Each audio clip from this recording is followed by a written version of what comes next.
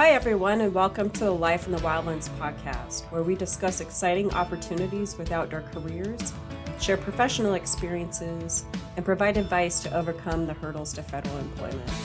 I'm your host, Becky Schufelt, and today we have Kaleena Lynde, who is a firefighter for the El Dorado National Forest in California. And she's going to share how she started her career with the Forest Service Apprenticeship Program, her role as a public information officer on wildland fires, and provide advice to those that want to enter into a wildland fire career. All right, go ahead, Kaleena, and introduce yourself. Hi, I'm Kaleena Lynde. I work on the El Dorado National Forest here in California. I have been here on the El Dorado for 12 years now, maybe even 13. And then prior to the El Dorado, I was on the Shasta Trinity National Forest. And other than like some details to different areas or temporary promotions, pretty much been to those two forests. Haven't really jumped around much beyond that. What is your position title now? So currently I am a fire prevention technician or forestry tech fire prevention technician. And it's kind of a unique position in the sense that like the title really is vague, and so is the position. Kind of covers a lot of different things, and you don't really always are doing prevention. You're kind of like sometimes doing school programs or sometimes doing public community fairs or events within the community, or even helping with things completely unrelated like public information, or I guess that's not completely unrelated, but it's, not necessarily just fire prevention. So it's kind of like the jack of all trades or Jill of all trades position within the Forest Service in fire specifically. And, I know that you worked previous jobs, as you mentioned, you worked on the Shasta Trinity and a few other forests. What other positions have you held? Yeah, so the standard fire kind of pathway is, getting either seasonal for a few years and then going into the apprenticeship, or just getting an apprenticeship, which is what I did right out of high school. I went straight from, being 18, graduating high school, not really knowing what I wanted to do with my life. Kind of knew that I couldn't really afford college, but I also am not really the kind of person that enjoys sitting in a classroom and listening to somebody talk. I like to learn with my hands-on, being in the mix while I'm learning. It's the best way that I can learn. So I wasn't really too excited about the prospect of getting out of high school just to go into college.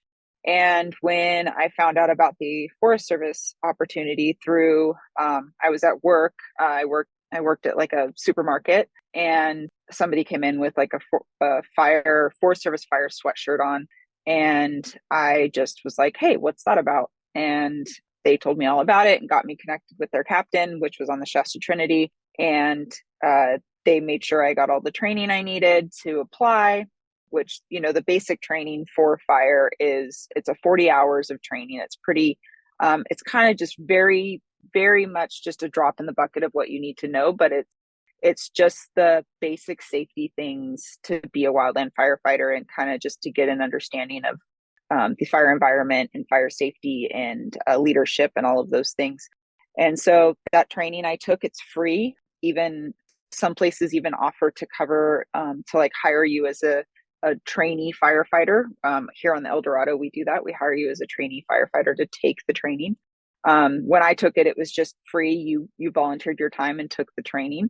So they helped me get my foot in the door that way. And then once I got through that training, which, like I said, it was just 40 hours. It was just 4 10-hour days. And then I got my application in, which, as we know, the federal application process can be a little bit cumbersome and frustrating at times. So they helped me through that process. And when my application came up, they offered me an apprenticeship instead of a seasonal position, because even back then, and it's kind of starting again now, but back then they really were trying to get more people into more permanent positions. The apprenticeship wasn't at that point like kind of how it is now, but still it was a path towards a permanent appointment. And they were really trying to get more people into those type of positions. Similarly to like we're doing now, now we are not only offering a lot of apprenticeship positions, but we're also offering a lot of permanent seasonal positions, which is a permanent position, but you work seasonally. So you work 8 months out of the year, have 4 months that you're laid off, but it is a permanent position with retirement and healthcare and all the benefits that come with being a permanent employee. So they were doing something similar when I was offered the job, and they said, we're not offering any seasonal positions, but we would like to offer you an apprenticeship. And I didn't really know what that meant. I just knew that it meant, and I just asked them, does that mean that I have a job for the summer? And they said, yes. And so I said, yeah, I'd like to try that. That sounds like fun. And I didn't, at the time, looking back now, I'm actually very grateful that I accepted the position. But looking back now, I realized I had no idea that that meant I was basically signing up for a career with the Forest Service. At that moment, I just knew that I wanted a job in the forest. I was right out of high school, and I kind of wanted to travel and see the world and really just try to get a feel of where I wanted to be at for the rest of my life. And I didn't quite know that that meant being in a career with the Forest Service. But I am now grateful that I accepted that position, because I did end up loving it, and I did end up sticking around. And are a lot of benefits to getting into this job early with our retirement in fire. After 25 years of service, you can retire at any age, or you can stick around to age 57, which is our kind of cutoff of when you have to retire as a firefighter. Getting in at 18, I can retire like in the next 5 years. Now I'm still fairly young, so I could either stick around with the Forest Service or look for other opportunities within the fire service or outside the fire service with all the qualifications I've gained. So there is a lot of benefits to kind of getting into it young, but there's also a lot of benefits to making sure that you like where you live, the stations that you work at, the people that you work with, the environment, all that kind of stuff too. So, but I was pretty grateful that I got my foot in the door that way. So after I was hired as an apprentice, the first 2 seasons I was on an engine. That's somewhat standard. Like, you usually are gonna, as an apprentice, you're gonna pick 2 of the 3 kind of functional areas, the main functional areas, which are engine, hand crew, or helitac. And those are pretty much the 3 primary areas. The way that it's set up is you choose 2 of the 3 that you're most interested in, that you can kind of work on for the years that you're in apprenticeship. But back when I did it, you actually had to do 3 years, and each year was on a different module. So when you're on an engine, when you're on a crew, and when you're on a helicopter. I came in as an apprentice pretty late, so I actually ended up doing 2 seasons on the engine to get my engine time, because you have to have a certain amount of hours in each position. So I was on an engine for 2 years, and then went to Shasta Lake Hotshot. And then before I could move on to Helitac, I got cancer and couldn't fight fire operationally, but they made an exception for me, and really were super supportive in the fact that they knew that I couldn't work operationally, but I might be able to get back operationally. So they moved me into dispatch, and I needed dispatch time for my apprenticeship anyways. Like, that's part of it. You also do fuels, dispatch. Yeah. And prevention. That's part of it So too. that's part of it too. So it kind of worked out, because they were like, well, you need your dispatch time. So we'll move you into dispatch so you can do your dispatch time. But, also it was kind of neat, the situation that I was in. And so that was it. Did that allow you to get your cancer treatments and work more light duty while you were going through that then?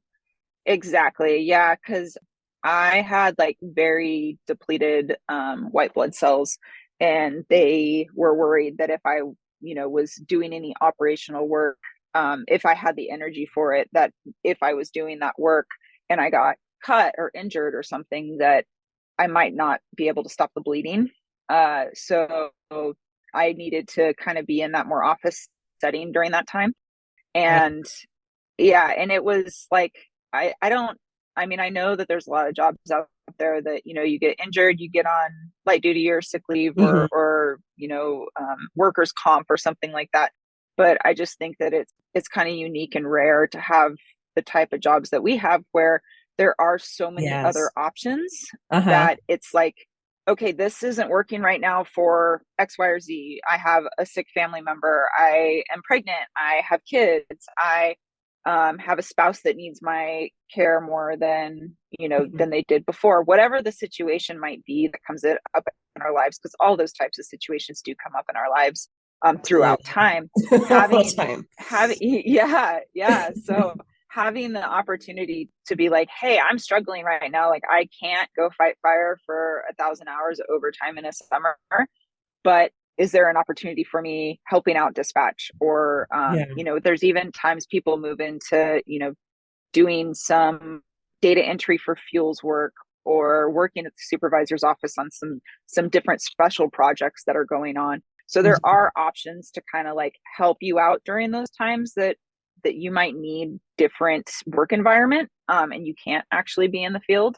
And I think that that's rare, and that is pretty nice to kind of have that Yeah. supportive feeling to know that you have that to fall back on if something were to happen. And the Um, flexibility so too. I know I've gone, yeah, I've had my own fair share of family matters. And although I wasn't in fire per se, but the agency has been really great, with being flexible in those kind of situations.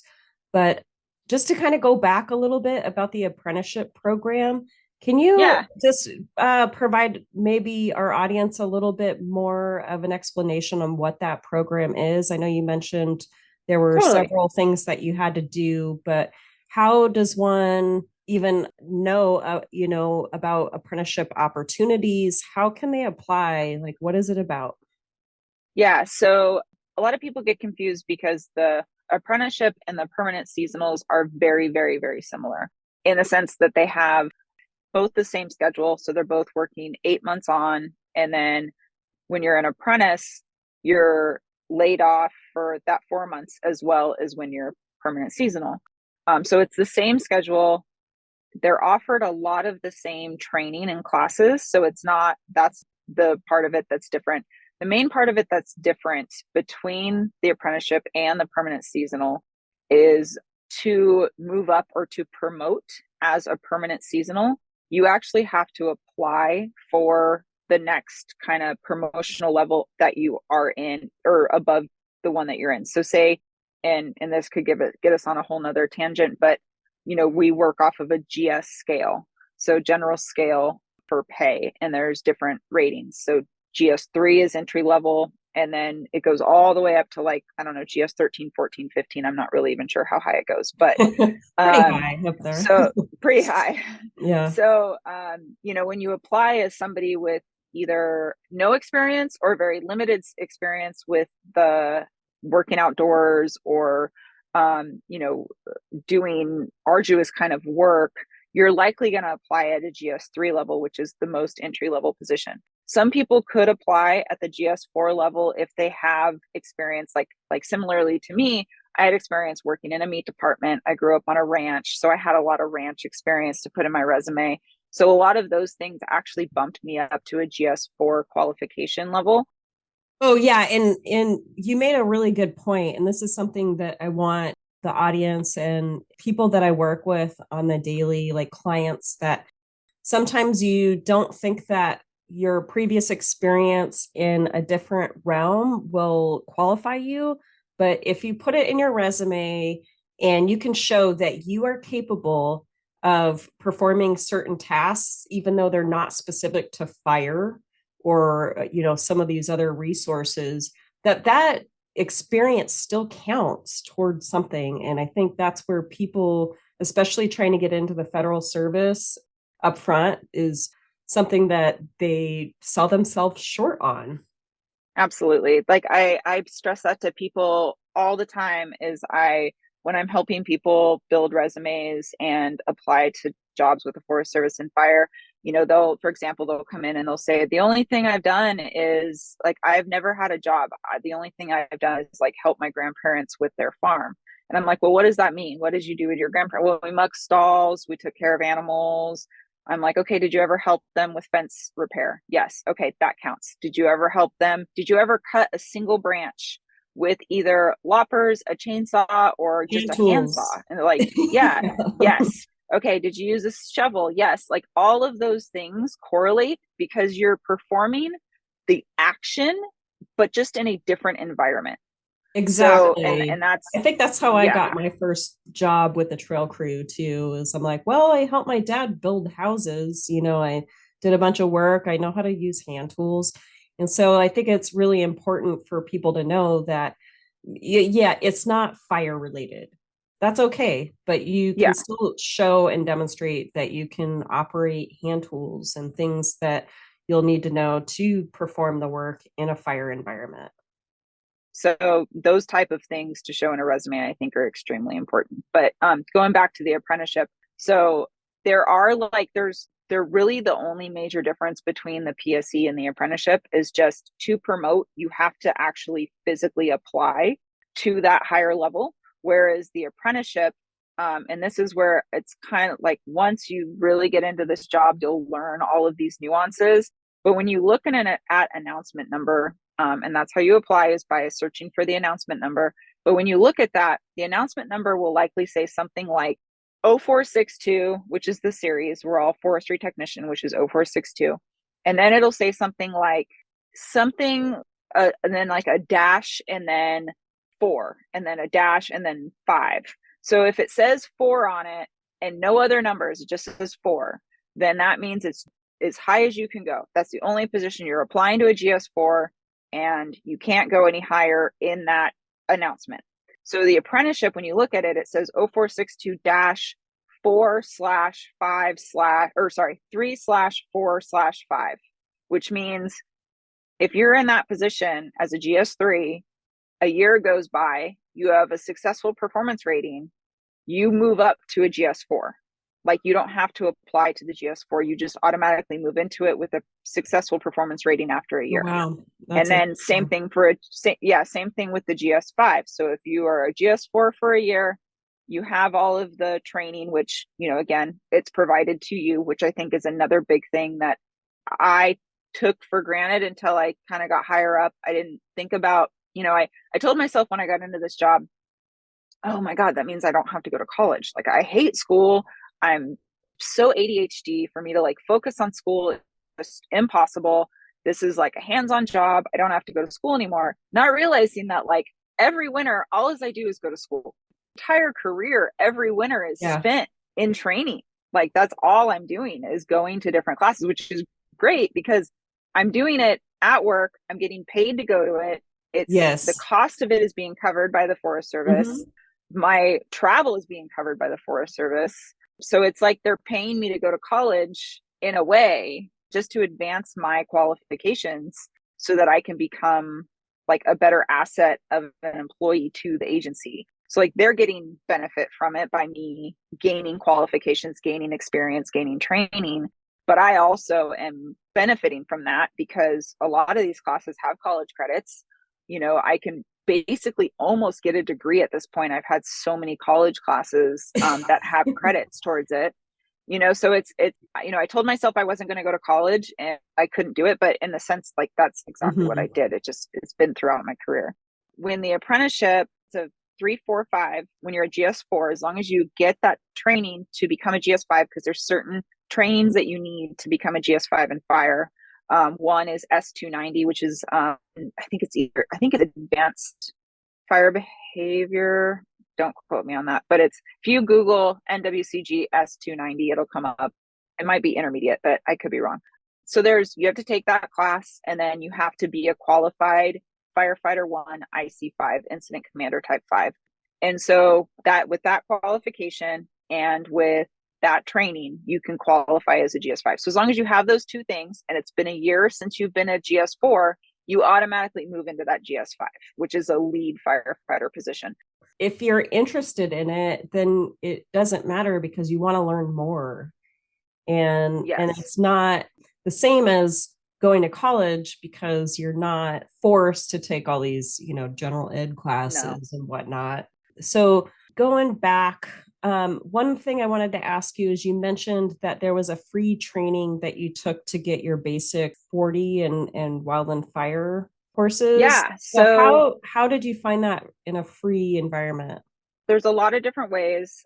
Of course, I'm more on the El Dorado side. So, of course, I'm going to promote our own program, but there are other programs too. So, don't think this is the only one, because a lot of forests out there, if you reach out to their fire program and ask them if they either have or offer a basic 40, and that's all it's called basic 40. If they offer a basic 40 for wildland firefighting on their forest, a lot of them will say yes, and they do. Not all. There are a lot of places that are really connected. The forest is really connected with the junior colleges. And a lot of times there's like a forestry division within a junior college. And the junior college will actually have the basic 40 as like part of their curriculum. The reason they kind of partner with them is one, it promotes the junior college more to kind of make some money off of providing that training. It takes the workload of providing that training off the forest, which is another benefit because it is a lot of work to host these. So you might find it through some junior colleges in your area, depending on where you're. You might find it on some local forests near you where you're from. But the program we have here on the El Dorado, we call it the readiness training. And the only reason we did that is just because it's a little bit more than just the basic 40. Like the basic 40, you actually can take it online too for free. If you are okay with death by PowerPoint, which if you're that kind of person that can focus, my hands go down to you because I can't. Yeah. But if you can focus on PowerPoints for about 8 hours a day for 4 days, 4 to 5 days, you can take it online. And I'll go over kind of where you can find that here coming up, but it is offered for free online as well. However, we do an in-person one. We call it the readiness training because we teach, I would say probably 70 to 75% of it in the field. There is some parts of the training that we just have to do in a classroom setting because you just need the PowerPoints to explain it. But for the most part, we are in the field. You are actually using the engines, you're deploying hose lays, you're using portable pumps, you're digging hand line, you're learning about all the different types of hand line that we make and that we build, why we build it the certain ways that we do build it, because people think that we just dig dirt, but there is actually like a reason that we do it the way that we do it, and different features in the terrain have us create things differently during fires to kind of hold the fire in different ways or to use the landscape to our advantage. So there's a lot of things like that you learn. So it's very, very hands-on. And then we also do physical training every day with the hot shots. So you kind of get a real feel of what an everyday day is like working in fire with Forest Service. And we had a lot of trouble in the past is when we did rely on that, either people getting it through a college where, again, most of that is in classroom. So if they either got it that way or if they got it online through PowerPoint, they would show up, and after the first couple days of seeing how actually hard it is, they'd quit. So, and then we would have positions vacant on our engines and on our crews, and we were already in the middle of fire season.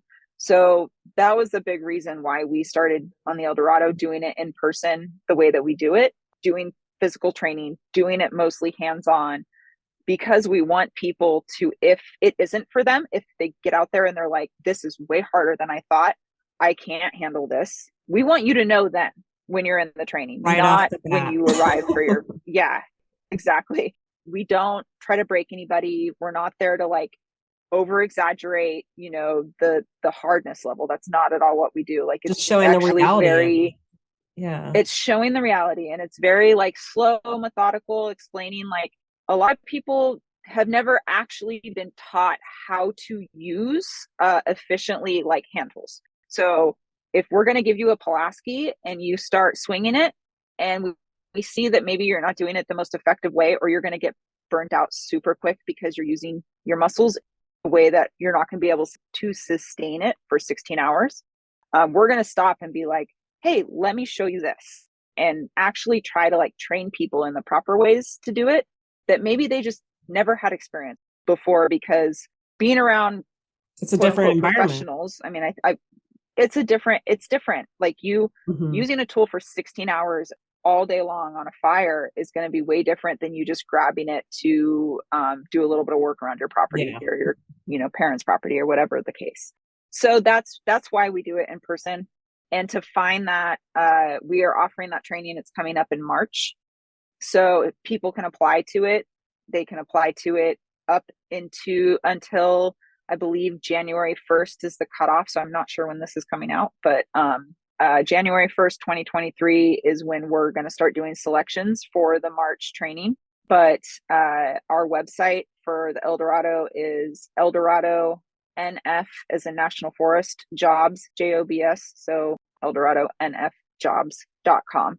And it's not a .gov, it's a .com. So just make sure you know that. What our listeners need to know is that, too, like the Eldorado National Forest also has a very progressive recruitment strategy. And so this isn't always available for a lot of forests, but I think what the Eldorado does is super great. And it's a great opportunity to work in a great place with great people. You're very right in saying we were very grateful in having a forest supervisor that said, I am here to support you in getting the best people we can get to fill our forest. And if that means building a website and putting whatever you need to put on it to get people's foot in the door, then I'm going to be there for you. So I've had many people contact me from other places saying, how do I get to the whatever forest's website? And I'm like, they have a federal website, but it is not necessarily for recruitment. It's just for their forest. And you can call their supervisor's office and ask them questions. But beyond that, we're still a little bit behind on the right ways to get help people get their foot in the door, because it is very convoluted and it's very hard. And that's why, I started Life in the Wildlands, because I recognize that. And no matter what the efforts that I put out there when I was working with the federal agency, with the Forest Service, it just seems like there is just never enough recruitment. No. And that's why I do commend the Eldorado National Forest, because I do think that program is very progressive compared to the rest. But it is important because we need more folks into these jobs, more boots on the ground. And they are some of the best careers you can have if you want to work outside. And so I'd like to ask, kind of moving on to my next question is there an experience that you had that really just confirmed that this is the career that you wanted to have? So I felt like the first couple years, that I was doing this, it was more, I was young. I mean, right out of high school, 18, you don't even know who you are yet. And I think we're all still figuring that out, but I really was just enjoying the fact that I was working every day with some of my best friends, because the people that I worked with my first, few seasons are still to this day some of my best friends. And I was just so excited about this adventurous job that I was in, and I was, young and excited about it. But I remember when I was on the Hot Shots, we had the bar complex, which was on the Shasta Trinity, and we had hiked in. It had been about 5 days of hiking, 4 or 5 days of hiking.